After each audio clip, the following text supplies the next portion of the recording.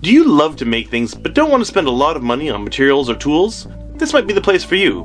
Welcome to CT&HG, cardboard, tape, and hot glue. Time for project number 3. This one, I can tell you right off the bat, is purely a functional item. There is no decorative value to this at all. Because this is just something I've been wondering, can I actually make it? And this tube here is the key to the whole thing. I think this comes from a roll of saran wrap, and if I'm right about that, I've got to keep all of the ones that come out afterwards because I'm going to want a whole bunch more of these. You know how fidget spinners can spin for ages and ages, and lots of machines get smooth motion because of the ball bearings they have inside? Well, using this, I want to see if I can make a kind of bearing out of cardboard. And one battery change later, we continue. Cheap knockoff batteries do not work well, but brand ones are expensive. So, if I can make a functioning bearing out of this, that'll make all kinds of future project ideas possible. Whether I succeed or not, this is going up. We'll see how this goes. The first step has to be cutting this tube into pieces because I've got to try and get them as close to identical as possible to make the bearing smooth. So once I got this cut up, I'll know how big my ring can be, how thick it has to be. Unlike a ball bearing that has a bunch of little metal balls inside, I'm going to be cutting this into circular tubes, which will act the same way, but will only allow for a horizontal bearing, not vertical rotation. If this works, I might try something vertical. I've got that totally backwards. It'll allow for vertical rotation, not horizontal. If it works, we'll go the other way.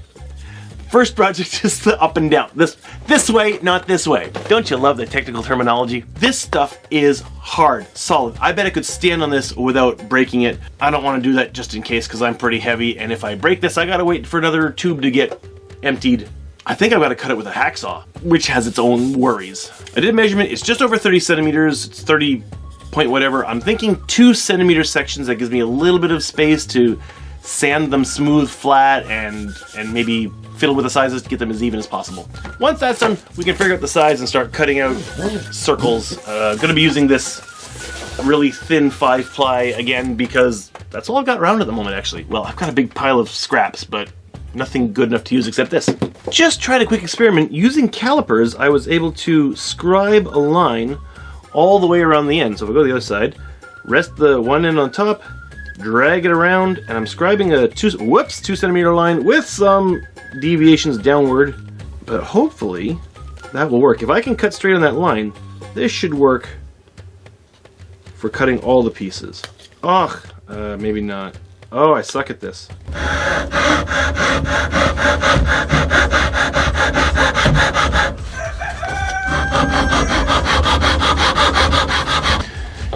Not perfect, but not bad. This might work.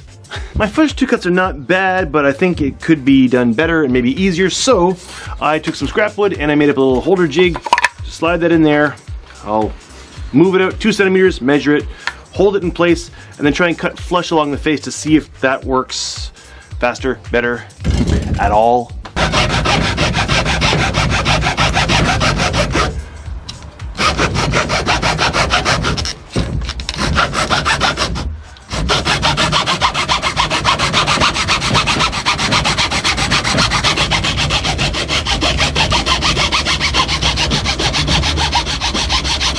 Well, that worked terribly. I calculated that if I cut them nicely, I had 15 pieces of the same size and one little bit left over. I have 14 pieces, none of which are straight, and a small piece left over, which is just useless to me. Which means I have to sand all of these. I probably would have had to anyway. This edge is a little too rough. I've got to do something to make that smooth, so it's going to be sanding. And I've got to try and figure out a way to sand it flat, like level. Get each one the same size, which is going to end up being less than 2 centimeters. Like, it would have been easier with like a bandsaw. I could have put it in the jig and slid it through and cut it straight. That would have been great. I don't have that. If sanding doesn't work though, I might just have to wait until another tube becomes available and try cutting it again more carefully or by hand. I don't know. But for now, since I know the number, I have 14, I can start to make some calculations on how big my bearing can be. So the next thing is math. That's not going to be interesting. I'm not taking a video of that. Once the math is done, however, then more fun begins. Well, I like math, so that part's fun for me. If I've done my math right, I need an internal circle 10.45 centimeters in diameter and an external circle of 13.15 centimeters in diameter. Not sure if this is right or not, so I'm going to draw one out on another piece of cardboard first and line everything up to see if it fits. I don't have a compass that big.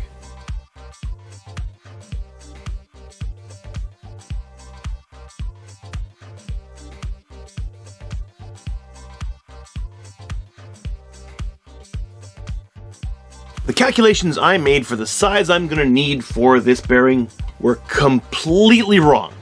So I fell back on trial and error. So the channel where the tube bearings will run is 15.8 centimeters on the outside and 9.8 on the inside. Might shave that a bit to put in some kind of lubricating material, sort of. I've got ideas on about that. We'll see how it goes. Then I just put like a 5 centimeter circle here and a 20 centimeter circle here because I need surfaces to glue. Oh, and between the two channels, I'm cutting out about, well, I left about a 1 centimeter lip, which leaves about a 0.2 centimeter gap that will get cut out.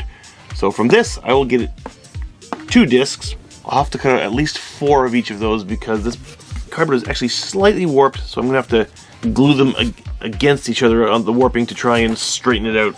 Glue it and put something heavy on it, try and flatten it as much as possible. And then I'll also have to cut out at least 5 discs of this 9.8 centimeter diameter and the same number for the outer size, however big that is.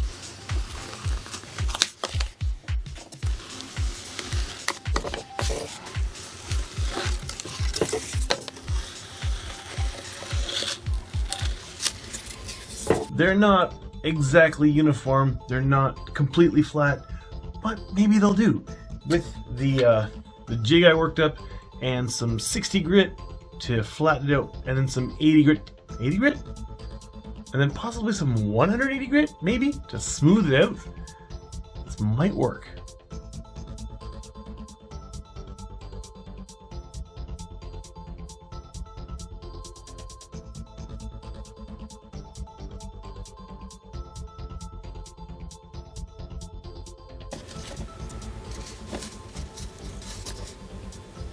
Oh, that is not turning anytime soon.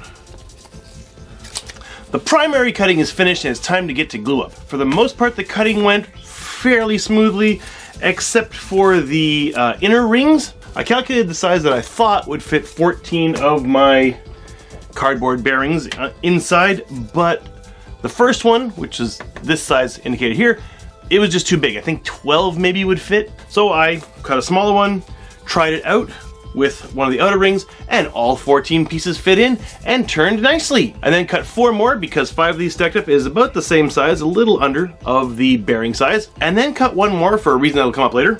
And so when I cut all 6 inner rings and outer rings and put them together and tried to put the bearings in, it no longer fit. Grr. So I either have the option of cutting 6 more inner rings, or the one I'm gonna go with for now is just glue everything up and then carefully sand it down.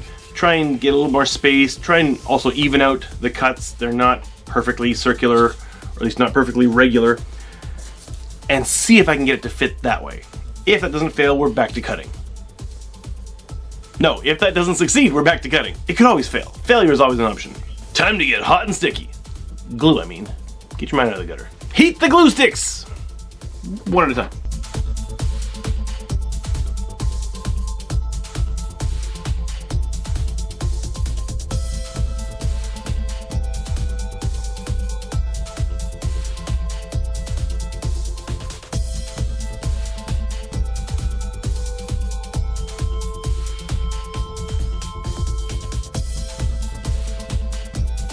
I'm not sure if I actually need to sand these or not. I tried putting in the small cardboard rings just to see how they would fit, and all 14 won't fit, but 13 of them move fairly smooth.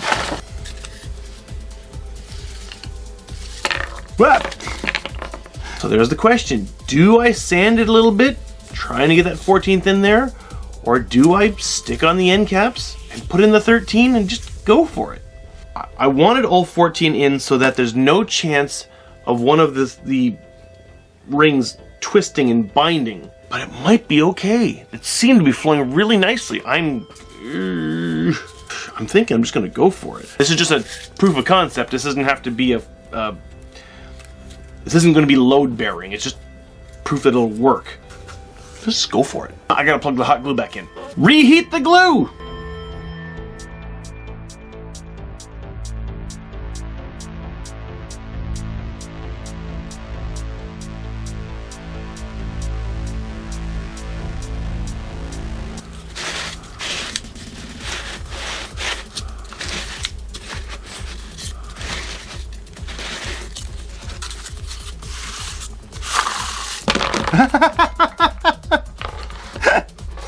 Okay, that was pushing it.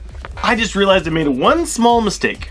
I meant to cut 4 small, well, thin rings of, well, this Cheerios box to go on the inside before I glued everything together to get all the nice sizes. I can just reach through and do it. It's not a disaster. The reason for this is this cardboard material is so smooth that I figured it would act kind of like lubricant, almost. It just slides right over it. So lining the inside of the bearing with this should make it smooth and less likely to bind. Which is why I put the 6th ring on the inside instead of just 5, to give a little bit of space for this. Don't know if it's totally necessary, doing it anyway. Okay, something just fell. I was planning to line the inner and outer surfaces with this box as well for this to roll on, but I'd have to sand it down quite a bit to make space for that, and it really looks like it's not necessary. What do you call them? Lubrication rings? Slip rings? Whatever? Time to cut those. Ah! Stop dropping things.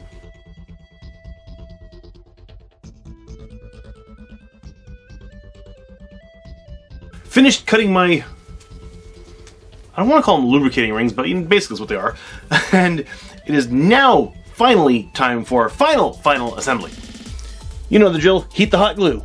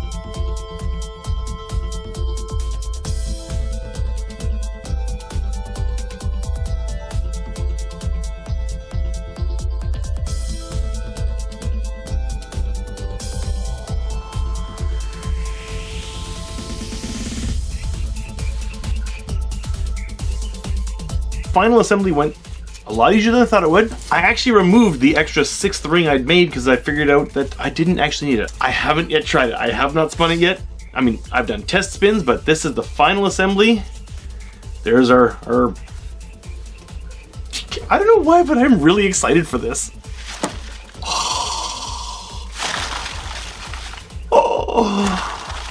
Oh, that works so much better than I thought it would. I mean, it's not as good as a metal bearing is going to be, but that is... Oh, that's amazing. You can roll it along things. Oh, that is so good. Oh, I'm going to be able to make such cool stuff with this design, with this concept. Oh, this is... I'm so much happier. This has made me so happy. I don't know why. This is amazing. Oh, I love this. Oh, that works so well. I didn't even need the smooth board inside. It just, oh, I didn't need to sand it or anything. This is great. Now, in the future, I should try and make it more even, more circular, more, well, it's circular, but I mean, all the pieces more even. I don't know how well I'll be able to do that without something like a laser cutter, which I don't intend to do. Although at some point that would be nice. But the point of this channel really is that these projects can be done with simple tools. I got a hot glue gun, I got a knife, I got a cutting board, I got tape. I haven't used tape. This is cardboard tape and hot glue. This is just cardboard and hot glue. I know I should be putting on the tape, but maybe at some point in the future I'll add the silver tape. Right now, I just like how it looks as it is. I can't stop playing with this. I'm going to be playing with this for a long time. Oh, who needs a fidget spinner? I got cardboard. Oh, that is cool. I am never using this one in a project. This stays as it is. This is my proof of concept. I am keeping this. Oh, but there will be bearings in projects in the future. This works. Ooh, how does it...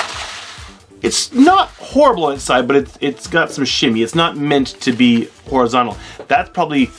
Well, that's not the next project, but there will be, at some point soon, a bearing for horizontal rotation. This is purely a vertical bearing, but who cares? I don't care if it can't do vertical, horizontal. I don't care if it can't do horizontal. I just love it. I love it. I love it. I love it.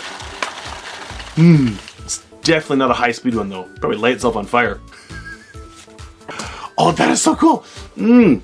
So, if you have any suggestions of how maybe to use this bearing or anything else you'd like to see made on the channel, any projects, any questions, any comments, leave them all down below. Thank you very much for watching. You know what? Don't bother checking out links to Etsy right now because I gotta do some kind of sign up thing for them and they've suspended the store for some reason for all people living in Japan who don't sign up for Etsy Pay or something like that. I don't know. For now, just check out Patreon if you'd like to. That is so much fun!